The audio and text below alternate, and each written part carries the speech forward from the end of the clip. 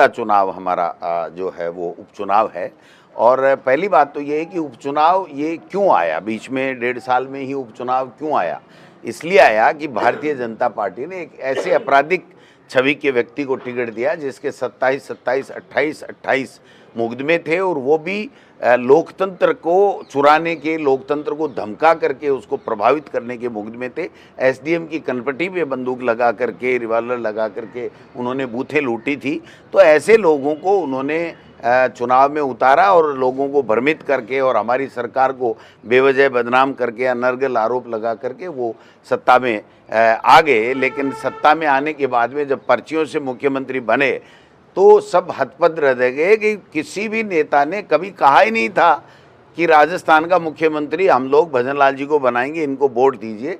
तो लोग ठगा महसूस कर रहे हैं। और जो चाहे चिकित्सा की हो, शिक्षा की हो, चाहे पेंशन की बात हो, चाहे खाद्य सुरक्षा की बात हो, चाहे कोई दूसरी योजनाएं हों जिससे आम जनता को लाभ मिलता है, उन सब योजनाओं का गला घोंट दिया गया है। विदेश में गरीब का बेटा पढ़ता था, उस योजना को भी खत्म कर दिया। केवल नामकरण चेंज, सड़कों के नाम चेंज कर दो, योजनाओं के नाम चेंज कर दो, ईडी, इनकम टैक्स, सीबीआई का दुरुपयोग कर लो, लोगों को धमका दो।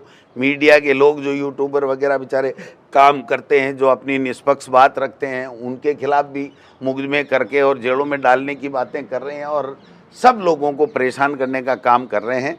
तो मैं समझता हूं कि सारे लोग दुखी हैं। और अंता के अंदर जिस प्रकार से बीजेपी की अंतर्कलह सामने आई है, वो तो सबको बड़ी हैरान करने वाली है।